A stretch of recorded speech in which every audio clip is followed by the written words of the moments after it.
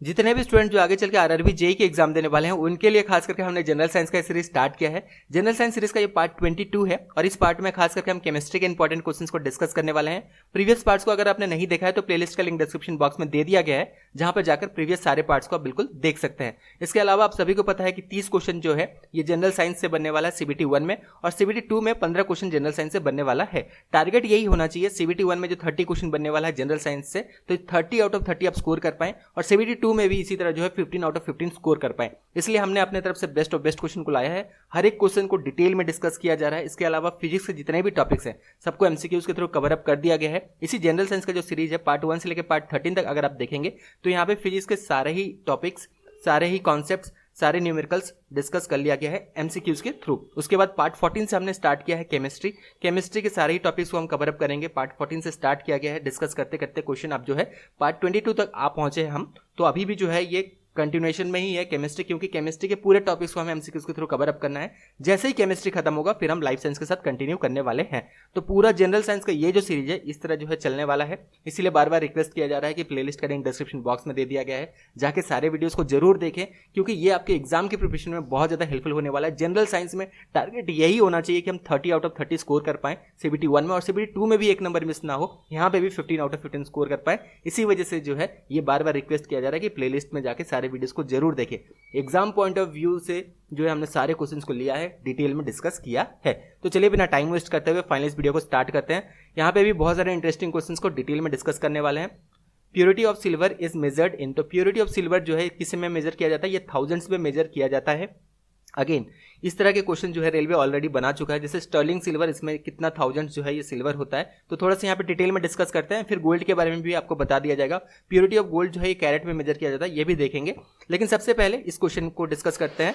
Purity of silver जो है for example 999, तो 1000 पार्ट का कितना पार्ट जो है ये सिल्वर है, तो 999 यानी कि 999 पार्ट जो है ये अगर सिल्वर है तो इसे प्योर सिल्वर कह सकते हैं। अगर इसको हमें परसेंटेज में लिखना होगा तो 99.9% जो है लिख सकते हैं। तो ये प्योर सिल्वर अगर हम देखें तो इसमें 999 जो है 999 जो है इसमें पार्ट होता है। 1000 पार्ट में कितना पार्ट जो है सिल्वर, ये पूछा गया। तो आउट ऑफ 1000 जो है अगर 999 पार्ट अगर सिल्वर है तो इसका मतलब ये प्योर सिल्वर है। इसी तरह स्टर्लिंग सिल्वर के बारे में पूछा जाता है। स्टर्लिंग सिल्वर वो सिल्वर होते हैं जिससे ज्वेलरी बनाया जाता है। तो 1000 पार्ट से 925 पार्ट जो है इसमें क्या होता है, सिल्वर होता है। रेस्ट जो है 75 जो है यहाँ पे 74 ही कह लेते हैं, 74 पार्ट इसमें जो है ये अलॉय होता है। 1% इसमें इम्प्योरिटीज होते हैं। जैसे यहाँ पे हमने प्योर सिल्वर बताया था 999, तो एक पार्ट जो है 1000 का एक पार्ट इसमें इम्प्योरिटीज होता है। समझ में आ गया होगा।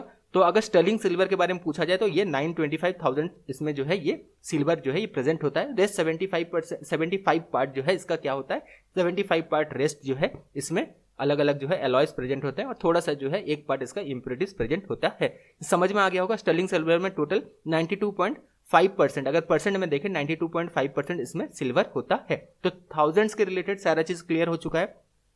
यहाँ बस इतना ही पूछा जाता है कि 1000 स्टर्लिंग सिल्वर जो है ये इसमें 1000 से कितना पार्ट सिल्वर होता है। 925 पार्ट इसका सिल्वर होता है, रेस्ट अलॉय होता है। प्योर सिल्वर में जो है आप कह सकते हैं कि 999 जो है इसमें पार्ट पूरा जो है ये सिल्वर होता है। 1% एक जो है पार्ट आउट ऑफ 1000 इसमें इम्प्योरिटीज होता है। 1000 समझ में आ गया। अब कैरेट के बारे में डिस्कस करते हैं। तो कैरेट क्या होता है, यहाँ पे 24 कैरेट अगर हम लेते हैं, 24 कैरेट अगर गोल्ड लेते हैं, ये 100% इसमें जो है गोल्ड प्रेजेंट होता है। उसे 100% होता नहीं है, जैसे हमने सिल्वर में बोला था कि 1000 का एक पार्ट जो है इसमें इम्प्योरिटी होता है। तो ये 99.99% हम कह सकते हैं इसमें जो है ये गोल्ड होता है। 1% जो है ये इम्प्योरिटीज जो है इसमें प्रेजेंट होता है। उसके बाद और 6 कैरेट अगर हम कम कर दें, अगर हम 18 कैरेट अगर हम देखें तो इसमें 75% इसमें गोल्ड होता है। रेस्ट 25% इसमें क्या होता है, इसमें एलॉयज प्रेजेंट होते हैं। अलग अलग एलॉयज हो गए, सिल्वर हो गया, कॉपर हो गया, इसको मिक्स करके जो है बनाया जाता है।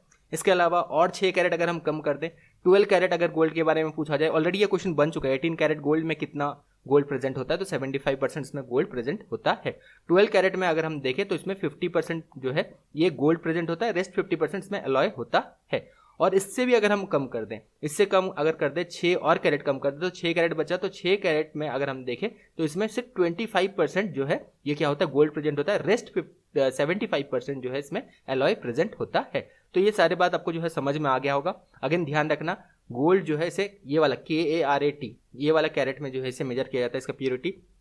ये वाला कैरेट के बारे में भी डिस्कस कर लेते हैं जब सारे चीज़ डिस्कस किए ही जा रहे हैं। डायमंड का जो वेट है, खास करके ये वाला जो कैरेट है, अगर पूछा जाएगा कि डायमंड का जो वेट है किस में मेजर किया जाता है, ये वाला कैरेट मेजर किया जाता है, CARAT।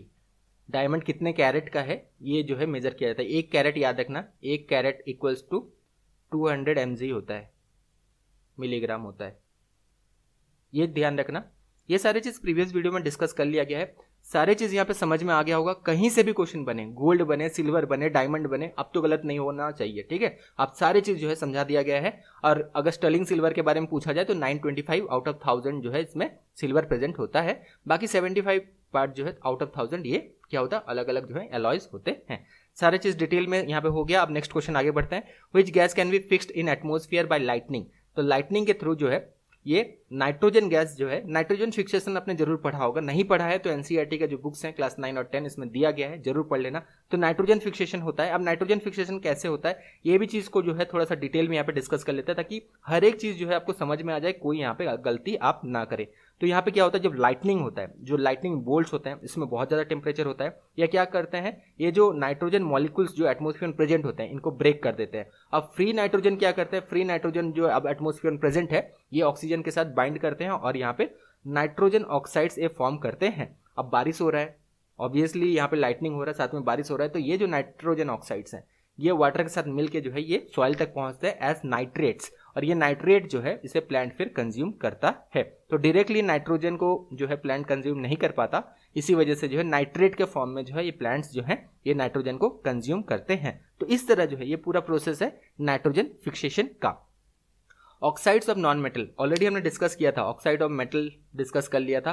तो ऑक्साइड्स ऑफ नॉन मेटल जो है ये एसिडिक इन नेचर होता है। अब दोनों ही याद रखना, ऑक्साइड ऑफ नॉन मेटल पूछा जाए तो एसिडिक इन नेचर होगा, ऑक्साइड ऑफ मेटल पूछा जाए तो they are basic in nature. दोनों अलग अलग, अब अच्छा से याद रखें, यहाँ से क्वेश्चन बन चुका है ऑलरेडी रेलवे के एग्जाम में। जितने भी क्वेश्चन को डिस्कस कर रहे हैं सब रेलवे के एग्जाम में या तो बन चुका है या उन्हीं से ही रिलेटेड क्वेश्चन है। इसी तरह के ही क्वेश्चन हमने लिया है जो रेलवे जिस तरह क्वेश्चन पूछता है।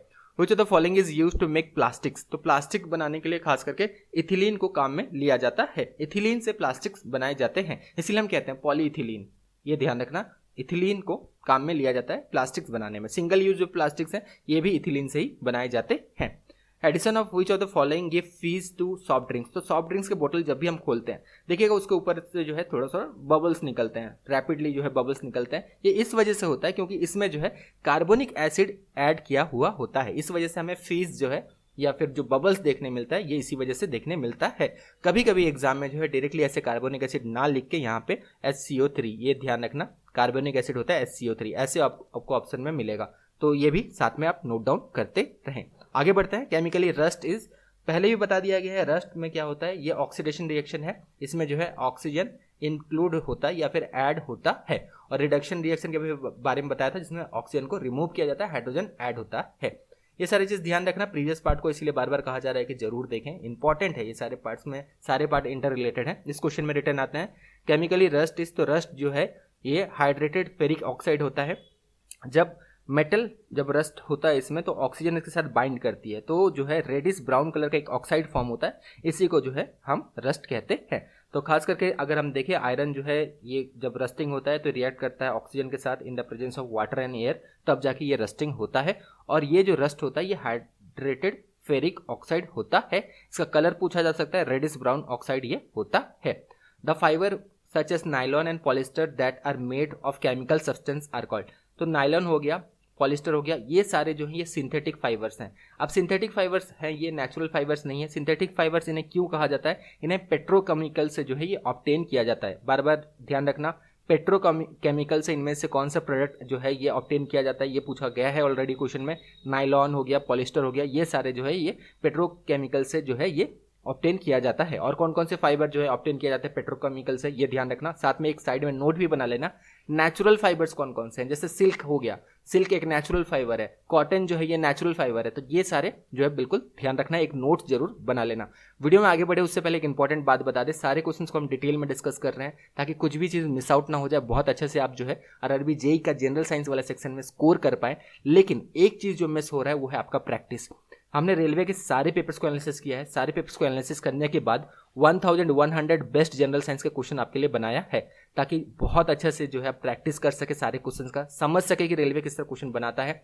पढ़ने के बाद भी बहुत सारे ऐसे टॉपिक्स हैं, छोटे छोटे सब टॉपिक्स हैं जो कि मिस हो जाते हैं, तो वो सारे को भी आप अच्छे से कवर अप कर सके और कोई भी चीज़ ना छूटे। इस वजह से जो है ये खास करके 1100 बेस्ट क्वेश्चन जनरल साइंस का बनाया गया है। बेटर एनालिसिस के लिए बनाया गया है, बेटर आप समझ सके कि रेलवे कैसे क्वेश्चन बनाता है, कैसे आपको जो है प्रिपरेशन करना चाहिए। इसके साथ साथ ये वाला बुकलेट और एनसीईआरटी क्लास 9 और क्लास 10 का जो बुक है इसको जरूर पढ़ें।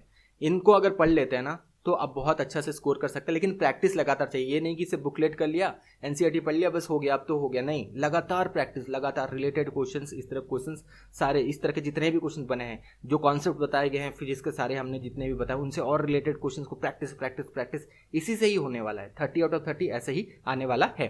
तो बेटर एनालिसिस करने के लिए, समझने के लिए कि रेलवे कैसे क्वेश्चन बनाता है, अपने अंदर कॉन्फिडेंस बिल्डअप करने के लिए ये बुकलेट हमने लॉन्च किया है। आप अपने अंदर कॉन्फिडेंस बिल्डअप कर सकते हैं एक बार जैसे ये बुकलेट को पूरा एनालिसिस कर लेते हैं। और से 4000 क्वेश्चन बनाया जा सकता था, थोड़ा सा जो है यहाँ पे अगर हम वैल्यू को इधर उधर कर देते तो 4000 क्वेश्चन बनाया जा सकता था, लेकिन 1100 क्वेश्चन इसीलिए बनाया है कि जल्दी से आप एनालिसिस कर सके, समझ सके, खुद को जो है ट्रैक में ला सके और अच्छा से प्रिपेयर कर सके। इसीलिए बुकलेट लॉन्च किया गया है। सिर्फ 99 रुपीज़ में लॉन्च किया है ताकि हर एक स्टूडेंट ले सके जो कि आगे चल के आरआरबी जेईई के एग्जाम देने वाला है। लेना का प्रोसेस क्या है, लिंक डिस्क्रिप्शन बॉक्स में दिया गया है, लिंक में क्लिक करना है, ईमेल आईडी फोन नंबर भरना है और जैसे आप 99 रुपीज़ पे कर देते हैं आपके मेल आईडी में ये फाइल भेज दिया जाता है। लेकिन रुकिए, अभी एक ऑफर भी है इसके साथ में जो है 1000 जनरल अवेयरनेस का क्वेश्चन हमने फ्री में आपको दिया है, क्योंकि जनरल अवेयरनेस भी आने वाला है। सीवीटी 1 में अगर हम देखें 30 क्वेश्चन जनरल साइंस से तो बन रहा ही है, ठीक है। अगर हम देखें 30 क्वेश्चन जनरल साइंस से बन रहा है, लेकिन 15 क्वेश्चन जनरल अवेयरनेस से भी बन रहा है, तो टोटल जो है 45 क्वेश्चंस, इसका अच्छा से प्रिपरेशन कर सके, अच्छा से समझ सके रेलवे किस तरह क्वेश्चन पूछता है और पूरे अच्छे से जो है आप इन सारी चीज़ों को कवर अप कर सके, ताकि 45 से एटलीस्ट 43, 44, इवन 45 भी पॉसिबल है अगर बहुत अच्छे से आप चीज़ों को कवर अप कर लेते हैं तो ये टारगेट होना चाहिए। इसीलिए खास करके हमने अपने तरफ से बेस्ट ऑफ बेस्ट वीडियो भी आपके लिए लाया जा रहा है, साथ में बुकलेट भी लॉन्च किया है। जितने भी स्टूडेंट को लेना है ले सकते हैं। प्लेलिस्ट का लिंक डिस्क्रिप्शन बॉक्स, लिंक जो है इस बुकलेट का डिस्क्रिप्शन बॉक्स में दे दिया गया है, जहां पे जाके आप बिल्कुल इसे खरीद सकते हैं। सिर्फ कॉस्ट 99 रुपीज़ रखा गया है ताकि हर एक स्टूडेंट ले सके, अच्छा से जो है समझ सके, एनालिसिस कर सके और खुद के अंदर कॉन्फिडेंस बिल्डअप करके अच्छा से जो है करेक्ट पाथ में, एक राइट पाथ में प्रिपरेशन कर सके और अच्छा से एग्जाम में स्कोर कर सके। यही टारगेट है, इसीलिए ये सारी चीज़ जो है आपके लिए किया गया है। चलिए अब बिना टाइम वेस्ट करते हुए फाइनली वीडियो के साथ आगे बढ़ते हैं। Which of the following is called flower of zinc. तो flower of zinc zinc oxide को कहा जाता है। अगेन बहुत अच्छे से यहाँ पे बता दिया गया है कि फ्लावर ऑफ जिंक जो है जिंक ऑक्साइड को कहा जाता है, लेकिन आपको ऑप्शन ऐसे ही मिलता है। यहाँ पे देखिए कितना स्टूडेंट गलत करेंगे, जिंक ब्रोमाइड दिया गया है, जिंक सल्फेट दिया गया, जिंक फॉस्फेट, ऐसे ही आपको ऑप्शन मिलेगा एग्जाम में, सब में जिंक जिंक जिंक इंक्लूडेड है। तो ध्यान रखना जिंक ऑक्साइड होता है, जिंक को बर्न करने के बाद जो यहाँ पे व्हाइट पाउडर ऑब्टेन होता है इसे जिंक ऑक्साइड कहा जाता है और इसे फ्लावर ऑफ जिंक के नाम से जाना जाता है। What is the atomicity of phosphorus. Railway का ही ये क्वेश्चन है, रेलवे के पेपर से लिया गया है। अब सबसे पहले एटोमिसिटी के बारे में जान लेते हैं। एटोमिसिटी होता क्या है, ये अगर आप जान लेंगे, एक बार समझ लेंगे तो आप गलत नहीं करने वाले आगे चल के एग्जाम में। एक बार प्रैक्टिस जरूर करना। तो एटोमिसिटी देखते हैं, number of atom present in single molecules, number of atom present in single molecule, इसे हम एटोमिसिटी कहते हैं। फॉर एग्जाम्पल हीलियम अगर हम इस मॉलिक्यूल को लेते हैं तो इसमें अगर हम देखें एक सिंगल ही इसमें एटम प्रेजेंट होता है, इसीलिए इसका एटोमिसिटी जो है अगर हम कहेंगे तो ये मोनो एटॉमिक होता है, क्योंकि इसके जो हीलियम का जो मॉलिक्यूल है इसमें एक ही एटम प्रेजेंट होता है, इसीलिए इसे हम मोनो एटॉमिक कह सकते हैं। इसी तरह ऑक्सीजन अगर लें, O2 लिखते हैं, तो ऑक्सीजन का मॉलिक्यूल जो है इसमें 2 जो है एटम प्रेजेंट होता है, तो इसे हम क्या कह सकते हैं, डाई एटॉमिक इसे हम कह सकते हैं। CO2 का एग्जांपल लेते हैं, कार्बन डाइऑक्साइड, तो इसके मॉलिक्यूल में 3 टोटल एटम प्रेजेंट है, एक कार्बन का 2 ऑक्सीजन का, तो इसे जो हम ट्राई एटॉमिक कह सकते हैं। इसी तरह फॉस्फोरस जो है इसे P4 लिखा जाता है, फॉस्फोरस याद रखना P4 इसे लिखा जाता है, क्योंकि इसके मॉलिक्यूल में टोटल 4 जो है ये एटम्स प्रेजेंट होता है, तो ये जो है टेट्रा एटॉमिक होता है। एटोमिसिटी समझ में आ गया। अब एटोमिसिटी में कोई गलत नहीं होना चाहिए, बस अच्छा से प्रैक्टिस एक बार कर लेना, एटोमिसिटी के बारे में पढ़ लेना, प्रैक्टिस कर लेना। ये एक ऐसा जो है टॉपिक है, सब टॉपिक है, बहुत सारे स्टूडेंट यहाँ पे जो है इसे पढ़ के नहीं जाते हैं, मिस करते हैं ये वाला टॉपिक और यहाँ से स्कोर नहीं कर सकते, फिर कहते हैं कि नहीं ये तो सिलेबस से बाहर से आया था, एटोमिसिटी तो है ही नहीं। एटोमिसिटी है, पढ़ना है आपको, ठीक है। आगे बढ़ते हैं। Chemical formula of nitric acid का केमिकल फार्मूला क्या है, तो ये है HNO3।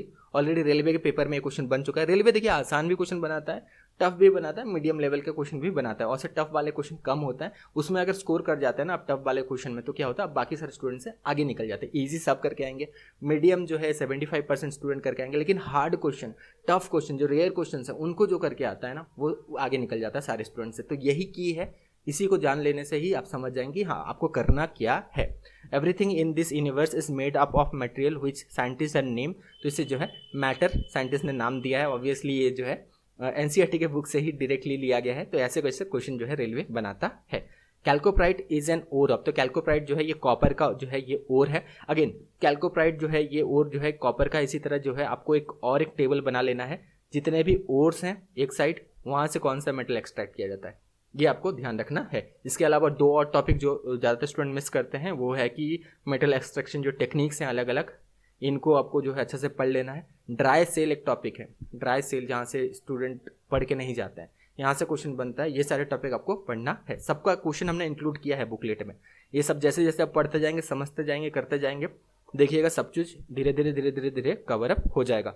A solution of weak acid and its salt is called, तो weak acid and its salt जो है इसे हम बफर सॉल्यूशन कहते हैं। इसके और एक क्वेश्चन बन सकता है, ये सॉल्यूशन ऑफ, यहाँ पे वीक बेस दिया जा सकता है, weak base and its salt with strong acid, इसे भी बफर सॉल्यूशन कहा जाएगा। ये आप नोट डाउन कर लें, स्ट्रॉन्ग एसिड अगर होगा, ये solution with weak base and its salt with strong base, तो इसे भी बफर सॉल्यूशन कहेंगे। या फिर जो ये रियल क्वेश्चन दिया गया है, ये क्वेश्चन है, ये solution of weak acid and its salt with strong base, पूरा क्वेश्चन होगा यहाँ पे स्ट्रॉन्ग बेस, तो इसे भी बफर सॉल्यूशन कहा जाता है। वाइस वर्सा दोनों चीज जो है याद रखना, दोनों को ही बफर सॉल्यूशन कहा जाता है।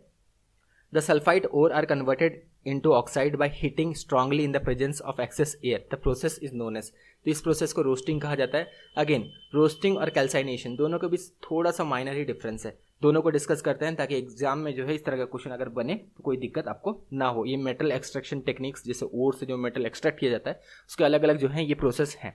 तो रोस्टिंग जो होता है in the presence of excess air में होता है, सबसे पहली बात ये चीज़ डिफरेंस याद रखना। और यहाँ पे जो है सल्फाइड ओर को जो है कन्वर्ट किया जाता है ऑक्साइड में by strongly heating in the presence of the air, in the presence of the air लिखा हो, सल्फाइड ओर लिखा हो, रोस्टिंग होगा। यहाँ पे अगर थोड़ा सा अगर हम चेंज कर दें, यहाँ अगर लिखा होगा carbonated ores change into oxide in by heating strongly in the absence of air लिखा हो, कार्बोनेटेड ओर्स दिया हो, कन्वर्ट किया जा रहा है ऑक्साइड्स में in the absence of air, इसे हम कैल्साइनेशन कहते हैं। दोनों अलग अलग, अच्छा से ध्यान रखना। आगे बढ़ते हैं। Alkynes are the hydrocarbon which have at least one carbon, तो एल्काइंस जो होते हैं इनमें at least one carbon triple bond जो है ये प्रेजेंट होता है। उसी तरह एल्कीन्स में एटलीस्ट वन जो है ये डबल बॉन्ड जो है ये प्रेजेंट होता है। अगेन क्वेश्चन ये भी बनता है कि इनमें से सैचुरेटेड हाइड्रोकार्बन कौन सा है, अनसैचुरेटेड हाइड्रोकार्बन कौन सा है, ये प्रीवियसली हमने डिस्कस और से भी किया था। तो एल्कीन्स जो होते हैं, एल्कीन्स ये अनसैचुरेटेड हाइड्रोकार्बन होते हैं। उसके बाद एल्कीन्स जो होते हैं, एल्केन्स ये भी जो है ये अनसैचुरेटेड हाइड्रोकार्बन होते हैं। सिर्फ एल्केन्स जो हैं ये सैचुरेटेड हाइड्रोकार्बन होते हैं, KANE। एल्कीन जो होते हैं ये सैचुरेटेड हाइड्रोकार्बन होते हैं। तो ये सारी चीज़ आप बिल्कुल और नोट डाउन कर सकते हैं। Sodium compound which is used to permanently remove the hardness of water, तो कौन सा सोडियम कंपाउंड है जिसे यूज़ किया जाता है to permanently remove the hardness of water, तो इसका सही जवाब है ये है sodium carbonate. Again sodium carbonate भी कभी कभी आपको ऑप्शन में मिलेगा या कभी कभी वॉशिंग सोडा आपको ऑप्शन में मिलेगा। यहाँ इसलिए ऑप्शन में सोडियम कार्बोनेट दिया है क्योंकि यहाँ पे सोडियम कंपाउंड है ये, तो सोडियम इसीलिए सारे देखिए sodium hydroxide, sodium chloride, sodium hydrogen carbonate. तो यहाँ पे अगेन कंफ्यूजन होगा, तो रेलवे हमने बार बार बोला कि रेलवे इसी तरह क्वेश्चन बनाता है। आप तो पढ़ के जाते हैं सोडियम कार्बोनेट, एग्जाम में फिर लगता है कि इनमें से हाइड्रोक्साइड था, क्लोरीन था, सोडियम तो था, आप सभी को पता है, लेकिन उसके बाद क्या था, तो ये चीज़ ध्यान रखना। यहीं पर ज़्यादातर स्टूडेंट जो है यहाँ गलत कर सकते हैं। तो सोडियम कंपाउंड पूछा गया जिसे परमानेंटली रिमूव किया जाता है hardness of water, sodium carbonate है। सोडियम कार्बोनेट को वॉशिंग सोडा के नाम से भी जाना जाता है, और अगर सोडियम कार्बोनेट ना दिया हो तो यहाँ पे कॉमन नेम जो है ये वॉशिंग सोडा आपको ऑप्शन में देखने मिल सकता है। Carbon compound having low melting and boiling point because of, तो कार्बन कंपाउंड जो है इनमें low melting and boiling point जो है ये होता है, क्यों? क्योंकि ये जो है कोवेलेंट इन नेचर होते हैं। अब देखिए कोवेलेंट बॉन्ड का जो एक खासियत ये है कि इनके अपने मॉलिक्यूल्स के अंदर तो कोवेलेंट बॉन्ड बहुत स्ट्रांग होते हैं, लेकिन दो मॉलिक्यूल अगर हम ले लें तो दो मॉलिक्यूल के बीच में जो इंट्रा मॉलिक्यूलर जो यहाँ पे बॉन्ड होते हैं ये बहुत ज़्यादा वीक होते हैं। इसी वजह से जो है कोवेलेंट इन नेचर के वजह से जो है अगर आप देखेंगे दो मॉलिक्यूल के बीच इंटर मॉलिक्यूलर जो फोर्स ऑफ अट्रैक्शन है ये बहुत वीक होता है, जिसकी वजह से इनका जो है low melting and low boiling point होता है। लेकिन एक मॉलिक्यूल अगर ले लें तो इसके अंदर जो है covalent bond force of attraction बहुत अच्छा होता है, लेकिन दो मॉलिक्यूल के बीच में इंटर मॉलिक्यूल अगर हम बात करें तो यहाँ पे वीक होता है, जिसकी वजह से जो है इनका जो है low melting and boiling point जो है ये होता है। The process of sipping of water into ground is, तो इनफिल्ट्रेशन सिंपल डेफिनेशन ही है। इनफिल्ट्रेशन का डेफिनेशन क्या है? Is the process by which water on ground surface enters the soil, ये इनफिल्ट्रेशन का सिंपल डेफिनेशन है। Which one of the following is not an element, इनमें से कौन सा एलिमेंट नहीं है? सिलिका इनमें से एलिमेंट नहीं है, सिलिका इनमें से जो है कंपाउंड है। तो ये भी क्वेश्चन बनता है कौन सा एलिमेंट है कौन सा कंपाउंड है। सिलिका जो है ये क्या है? सिलिकॉन डाइऑक्साइड है, इसी से जो है ग्लासेस वगैरह बनाए जाते हैं और ये जो है कंपाउंड है, बाकी सारे इसमें से एलिमेंट है। How many sigma bond are there in methane, तो सिग्मा बॉन्ड यानी कि सिंगल बॉन्ड तो कितने हैं? CH4 होता है, 4 होता है यहाँ पे, बिल्कुल ये आपने देखा ही होगा, बिल्कुल पढ़ा ही होगा मीथेन के बारे में। ये सारी चीज़ एनसीईआरटी के बुक में दिए गए हैं, कोई भी यहाँ पे जो है गलती होने का चांसेस ही नहीं है, क्योंकि ज़्यादातर क्वेश्चन जो है एनसीईआरटी के बुक से ही बनेंगे। एनसीईआरटी का बुक अच्छे से पढ़ें, जितने भी एग्जाम्पलर्स दिए गए हैं उनको अच्छे से पढ़ें, उनके पीछे जितने भी क्वेश्चन दिए गए हैं उनको अच्छे से आप करके जाएँ, तो देखिएगा काफ़ी सारे क्वेश्चन तो यहाँ से निकल जाएगा। उसे आप बुकलेट करके जा रहे हैं तो कोई भी टॉपिक भी आपसे जो है ये मिस होने का चांसेस कम है। तो हाई स्कोरिंग अगर करना है तो ये वाला सेक्शन बहुत ज़्यादा इंपॉर्टेंट है। एनसीईआरटी के बुक्स बुकलेट्स पढ़ लें, फिर लगातार प्रैक्टिस प्रैक्टिस प्रैक्टिस प्रैक्टिस करते ही जाएं जब तक एग्जाम ना आ जाए। हर एक क्वेश्चन को इस तरह दिमाग में बैठा लीजिए कि कहीं गलती होने का चांसेस ना हो, इसी से ही बिल्कुल स्कोर अच्छा से अच्छा किया जा सकता है एग्जाम में। Which of the following is green yellowish gas with characteristic smell at room temperature, तो उसका सही जवाब है chlorine. Chlorine is basically green yellowish gas with characteristic smell at room temperature. The number of particles, atoms, molecules or ions present in 1 mole of any substance is called, तो ये जो है Avogadro number से कहा जाता है। ये भी एनसीईआरटी के डेफिनेशन ही है, बुक में दिया गया है। एवोगाड्रो नंबर का डेफिनेशन है number of particles, atoms, molecules और ion present in 1 mole of any substance is called Avogadro number. Again Avogadro जो कांस्टेंट होता है ये याद रखना 6.022 इंटू 10 टू द पावर 23 ये होता है। तो ये चीज़ जो है ऑलरेडी एग्जाम में बन चुका है। एवोगाड्रो कांस्टेंट जो होता है 6.022 इंटू 10 टू पावर 23 होता है। नेक्स्ट क्वेश्चन देखते हैं। Each element has name and, तो हर एक एलिमेंट का अपना जो है एक नाम है, साथ में यूनिक केमिकल सिंबल है। क्वेश्चन जो है रेलवे के पेपर से लिया गया है। The compound of metal found in nature is called, तो कंपाउंड ऑफ मेटल जो कि नेचर में पाया जाता है ये मिनरल्स होता है। फाइनली मिनरल से जो है ये मेटल एक्सट्रैक्ट किया जाता है। The atomic number of an element is the number of dash in the nucleus of each atom of that element. इसका सही जवाब है protons. Obviously atomic number of an element is the number of protons present in the nucleus, ये बार बार आपने पढ़ा होगा। एक homework आपके लिए है, मास नंबर इक्वल्स टू क्या होता है ये आपको कमेंट बॉक्स में बताना है। First attempt to classify elements was made by, तो first attempt to classify element was made by Dobereiner. Dobereiner triads के बारे में आपने पढ़ा होगा। इन्होंने पहले जो है क्लासीफाई करने की कोशिश किया था एलिमेंट्स को, 3 ग्रुप में जो है इन्होंने जो है अलग अलग ट्रेड्स बनाए थे। ऑब्वियसली डोबनियर ट्रेड्स के बारे में हमने बहुत सारे क्वेश्चन डिस्कस प्रीवियसली कर लिया है। तो पार्ट 22 यहीं खत्म होता है। इसके बाद जो है और भी बहुत सारे पार्ट जो है अभी आने वाले हैं। मेक श्योर कि आप चैनल को भी जो सब्सक्राइब कर लें ताकि लगातार ये सारे वीडियोस आपको मिलता रहे, इनका नोटिफिकेशन आपको मिलता रहे। Thank you, all the best.